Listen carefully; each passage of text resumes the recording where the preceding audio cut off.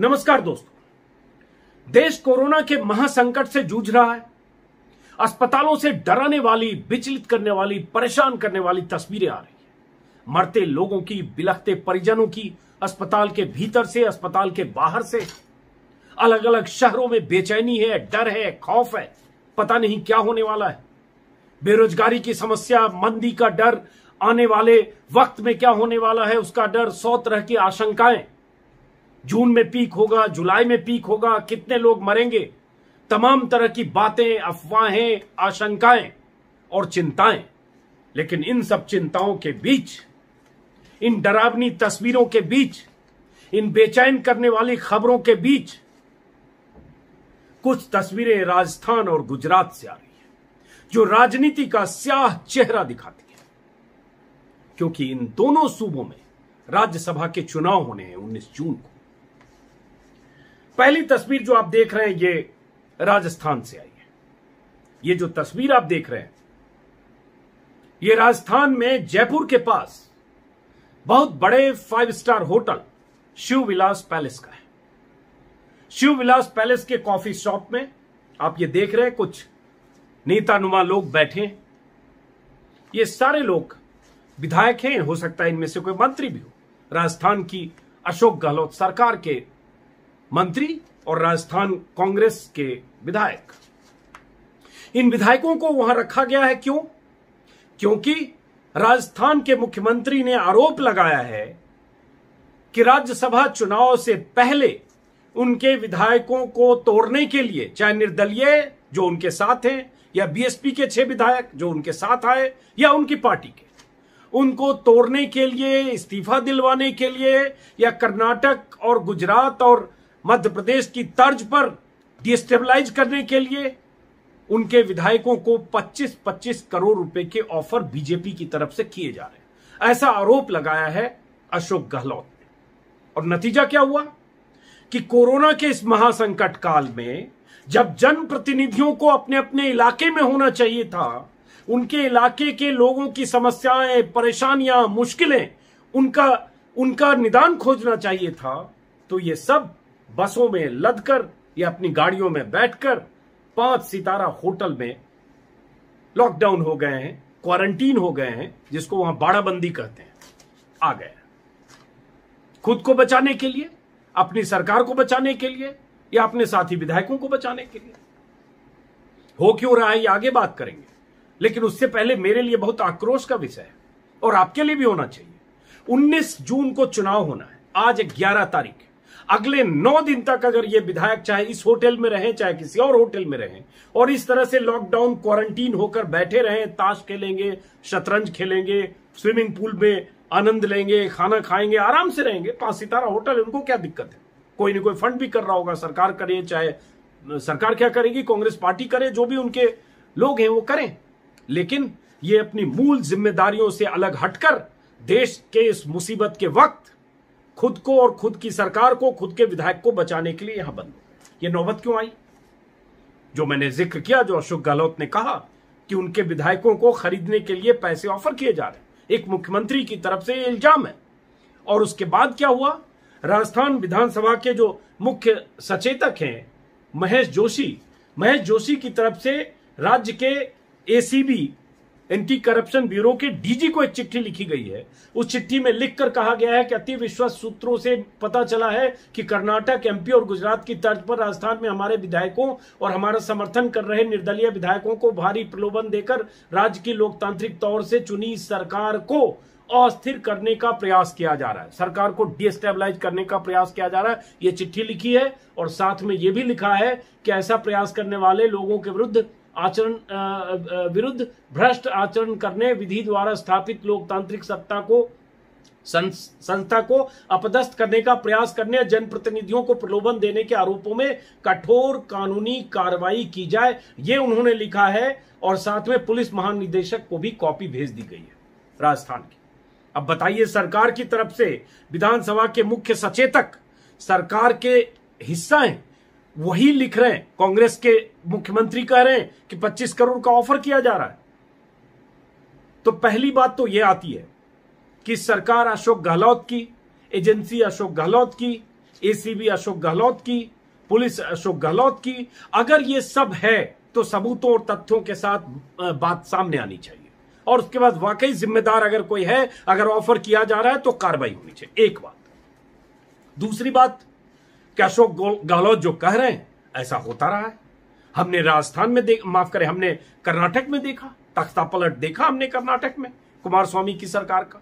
हमने तख्तापलट एमपी में देखा, और एमपी में जैसे हुआ मार्च में, पूरे कोरोना काल शुरू हो चुका था दुनिया में, दस्तक भारत में भी कोरोना दे चुका था उससे 1 महीने पहले, और उसके बाद पूरे 20-22 दिन तक कांग्रेस के बागी विधायकों को, ज्योतिरादित्य सिंधिया के जो 22 विधायक थे उनको, जिसमें 6 मंत्री भी थे, उनको बेंगलुरु से लेकर गुरुग्राम के 5 स्टार होटलों में ले जाया गया, टिकाया गया, और उसके बाद पूरी तैयारी, पूरी बिसात बिछाई गई कि कैसे कमलनाथ की सरकार गिरे। और उसके बाद सबसे बड़ी बात कि उसका ऑडियो टेप जो कल वायरल हुआ, जिसमें शिवराज सिंह चौहान ने कहा कि हाईकमान चाहता था कि सरकार गिराई जाए, और यह सरकार बिना ज्योतिरादित्य सिंधिया और तुलसी सिलावट जो उनके मंत्री थे उनके बिना नहीं हो सकती थी, इसलिए हमने गिरा दी। तो एक तो उन्होंने कह दिया कि जो कुछ हो रहा था ऊपरी निर्देश पर, ऊपर के निर्देश पर हो रहा था, उसी ऑडियो से पता चला।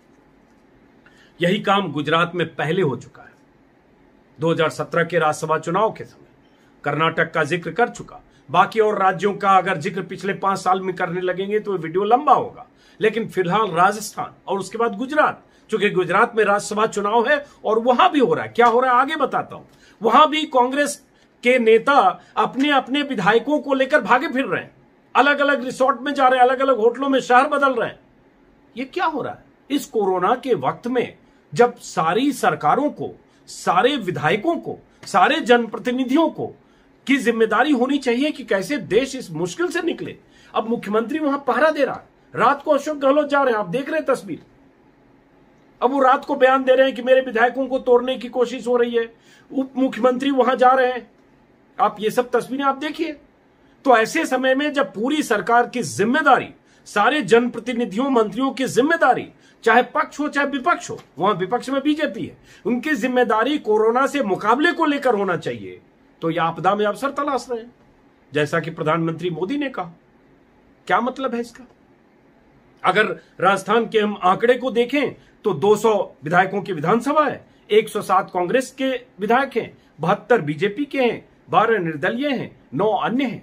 नंबर के हिसाब से देखें तो एक राज्यसभा सदस्य के लिए 51 वोटों की जरूरत है। कांग्रेस ने 2 उम्मीदवार खड़े किए हैं, अगर केसी वेणुगोपाल और नीरज डांगी।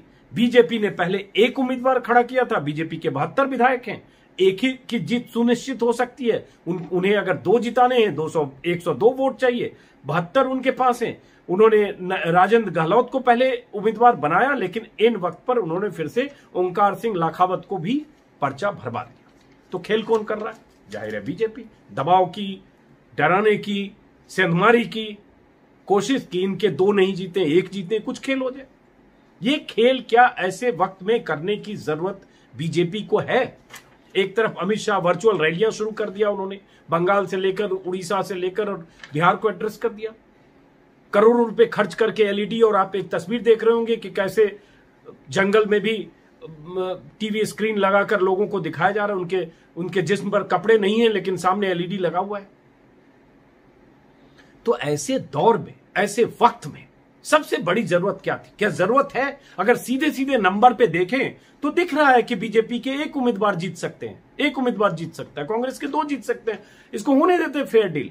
क्या जरूरत है ऐसे समय में सेंधमारी और तमाम ऐसी कोशिशों की कि एक मुख्यमंत्री अपने विधायकों को लेकर पहरा देने के लिए होटल में जाकर बंद कर रहा है दिन भर। अब अशोक गहलोत इस बाकी काम छोड़कर दिन भर पता करने में ये लग रहे होंगे कि हमारे किस विधायक को या कौन से निर्दलीय को या किस सपोर्टर को कौन ऑफर कर रहा है।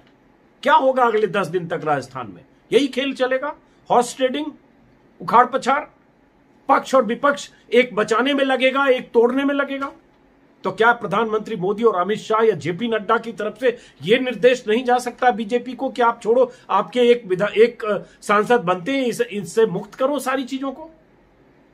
लेकिन शायद नहीं। ये इसको देखकर मुझे गुस्सा आता है कि ऐसे समय में, और ये गुस्सा लाजमी है, और हालांकि इसमें यह भी एक तर्क है, कुछ लोग ये भी कह रहे हैं कि राज्य में वहां कांग्रेस की अंदरूनी राजनीति का भी नतीजा है।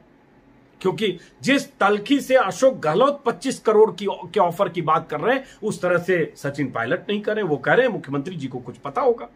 अशोक गहलोत कह रहे हैं कि राजस्थान में गुजरात और मध्य प्रदेश और कर्नाटक की तर्ज पर करने की कोशिश हो रही है, और वो यहां तक वो कह रहे हैं कि ऑफर एडवांस 5 करोड़ एडवांस, माफ करें 1 सेकंड रुकिएगा, वो कह रहे हैं 5 करोड़ एडवांस दिए जा रहे हैं, 5-5 करोड़ 10-10 करोड़, और बाकी का वादा बाद में किया जा रहा है। यह मुख्यमंत्री खुद कह रहे हैं। उसके बाद जो एक विश्वेंद्र सिंह हैं, राज्य में मंत्री हैं, और 2 विधायकों के बारे में पता चला, कोई राकेश पारीख हैं, रमेश मीना हैं, ये सचिन पायलट के करीबी हैं। कहा जा रहा है कि ये लोग वहां नहीं गए क्योंकि एक अंदरूनी राजनीति। मैं नहीं जानता कि राजनीति क्या है नहीं है, लेकिन जो हो रहा है वो बहुत चिंताजनक है और वो दुर्भाग्यपूर्ण है ऐसे वक्त में, कोरोना के वक्त में। और कहीं न कहीं अगर बीजेपी जिसके नंबर क्लियर हैं कि एक ही सांसद बन सकते हैं, एक राज्यसभा सदस्य, ये जिम्मेदारी बीजेपी की ज्यादा है। साफ करे ना कि हम इस दाव पेच में नहीं है, हमारा एक उम्मीदवार है, बात खत्म। दूसरा उम्मीदवार खड़ा करने का मतलब है बीजेपी का कि वो सेंधमारी या तो करना चाहती है या डराना चाहती है या कहीं न कहीं कुछ खेल करना चाहती है, जिस खेल के बाद ये सारे प्रपंच रचे जा रहे हैं, गिराने, बचाने, छिपाने और भगाने का खेल। इसके लिए जिम्मेदार बीजेपी है। अंदरूनी राजनीति जो भी हो, अगर बीजेपी ने दूसरे उम्मीदवार का पर्चा नहीं भराया होता तो ये नहीं होता। लेकिन ये आज से नहीं हो रहा है, ये खेल दशकों से हो रहा है। ये चाहे कांग्रेस की सरकारें, हमेशा होता रहा, वही खेल आज भी हो रहा है। और इस खेल का खामियाजा अगले 10 दिन तक राजस्थान के मुख्यमंत्री और जनप्रतिनिधि और मंत्री इसी खेल में लगेंगे, पक्ष विपक्ष। सोचिए कि वहां कितनी लापरवाहियां होगी, और इन सब की जिम्मेदारी होनी चाहिए थी, अभी कहां, आप खुद सोच लीजिए। और मैं तो बार बार कह रहा हूं कि हमने इस बीते 80 दिनों में जनप्रतिनिधियों की वो भूमिका ही नहीं देखी। डॉक्टर को आप फ्रंटलाइन वॉरियर कह रहे हैं, कोरोना वॉरियर कर रहे हैं, मीडिया के लोग हैं, जनप्रतिनिधि कितने दिख रहे हैं आप खुद सोचिएगा। और ये अब कहां दिखेंगे ये सोचिएगा, इनकी ऐसी तस्वीरें आपको दिखेगी। यहां दिक्कत होगी तो दूसरे होटल जाएंगे, वहां दिक्कत होगी तो कहीं और जाएंगे, वहां उनकी सेंधमारी होगी किसी और शहर में जाएंगे। ये तो है राजस्थान की बात। अब जरा करते हैं गुजरात की बात। गुजरात में क्या हो रहा है? गुजरात में भी 19 जून को चुनाव होना है। 4 सांसदों के रिटायर होने के बाद वो पद राज्यसभा की सीट खाली हुई थी। पहले ये मार्च में होना था, 26 मार्च को, लेकिन उसके बाद जब लॉकडाउन और ये सब जनता कर्फ्यू और ये सब ऐलान हुआ, लॉकडाउन के ऐलान के बाद राज्यसभा की के लिए जो मतदान होना था वो कैंसिल हुआ, और अब दोबारा 19 जून को जैसे यहां है वैसे अब वहां बीजेपी के 103 विधायक हैं, 73 कांग्रेस के थे पिछले मार्च तक, और वहां 35 विधायक चाहिए, 35 वोट चाहिए एक राज्यसभा सदस्य के लिए। मार्च में ही जब पहली बार तारीख का ऐलान हुआ था, तभी कांग्रेस के 5 विधायकों ने इस्तीफा दे दिया, और उसके बाद अब तक अलग अलग समय 3 और विधायकों ने इस्तीफा दिया जब दोबारा यह तारीख ऐलान हुई, और अब तक 8 विधायक कांग्रेस के इस्तीफा दे चुके हैं। अब ये क्यों इस्तीफा दे रहे हैं कहने की जरूरत नहीं, सबको कहीं ना कहीं नियोजित किया जाएगा बीजेपी की तरफ से, जैसे कर्नाटक में हुआ, जैसे गुजरात में भी पहले हुआ है 2017 में 12 या 14 विधायकों ने तब भी ऐसे ही खेल किया था।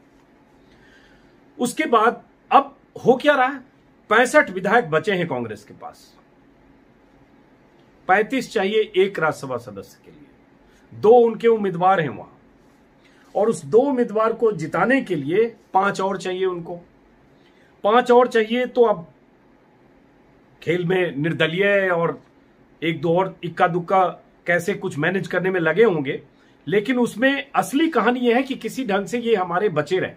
हालांकि 35 और 34 दोनों है, कहीं मैं देख रहा 34 चाहिए विधायक, वो मैं चेक करता हूं। और फिलहाल 34 और 35 के बीच कई जगह मैंने खोजा, उसको लेकर थोड़ा सा नंबर को लेकर कंफ्यूजन है, लेकिन खैर अब वो विधायकों को लेकर गुजरात में क्या हो रहा है कि वो भागे भागे फिर रहे हैं। पिछली बार भी जब मार्च में भी जब उनको लगा कि चुनाव का ऐलान हुआ और जब 3 या 4 विधायकों ने इस्तीफे दे दिए, तो विधायकों को लेकर कांग्रेस आ गई थी। कांग्रेस के विधायकों को लेकर ये लोग जयपुर आए थे और इसी शिवविलास होटल में टिकाया, लेकिन तभी लॉकडाउन हो गया और उसके बाद फिर ये विधायक वापस लौटे। अब उन विधायकों को लेकर कांग्रेस के नेता अलग अलग जगहों पर जा रहे हैं, अलग अलग होटलों में जा रहे हैं, अलग अलग रिसोर्ट में जा रहे हैं, और जहां जा रहे हैं वहां कई जगह बीजेपी के नेता उनकी शिकायत कर दे रहे हैं। सुना 2 जगह एफआईआर हुआ है, 2 होटल के खिलाफ जहां कांग्रेस के विधायक ठहरे थे उनके खिलाफ लॉकडाउन के उल्लंघन का एफआईआर दर्ज कराया गया बीजेपी की तरफ से। अभी मैं एक बयान देख रहा हूं, बड़ा दिलचस्प है। कांग्रेस अपने विधायकों को ले लेकर भाग रही है। कहा जाता है ना जैसे कई टुकड़ियां गठित की गई, तो खबर देख रहा हूं कि 3 टुकड़ियां गठित की है कांग्रेस ने, या 4 की है, 20, 18 ऐसे बांट दिया है, और अलग अलग टुकड़ियों में कांग्रेस के विधायकों को छिपाया, भगाया और टिकाया जा रहा है। अब पता चला कि कांग्रेस के विधायकों को जो ऐसे बचाने की कोशिश कांग्रेस कर रही है, उससे बीजेपी के नेता कितने गुस्से में है वो देखिए। बीजेपी के एक नेता का मैं बयान देख रहा हूं। हाँ, बीजेपी गुजरात के 22 विधायकों के खिलाफ सिरोही में बीजेपी ने दर्ज कराया परिवाद। सिरोही राजस्थान में एक जगह है, वहां भी इन्होंने कहीं किसी होटल में एक रिसोर्ट में ठहराया, बाड़ाबंदी ये लोग बोलते हैं, बाड़ाबंदी की गई राजस्थान के सिरोही में 22 विधायकों को। ये मैं 8 तारीख की खबर देख रहा हूं।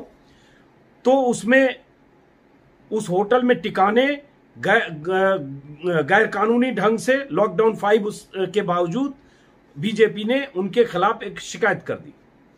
और उसके बाद एक जगह और देख रहा हूं कि राजकोट में भी कहीं किसी होटल में उनको रखा गया, वहां भी उनके खिलाफ, होटल मालिक और मैनेजर के खिलाफ वहां भी शिकायत कर दी गई कि यह लॉकडाउन का उल्लंघन है, जिस तरह से इनको रखा जा रहा है। अभी होटल नहीं खुले हैं, ऐसे समय में इनको रखना गलत है। तो बीजेपी उनका सब जगह पता लगा लगा कर पीछा कर रही है कि कहां किस होटल में।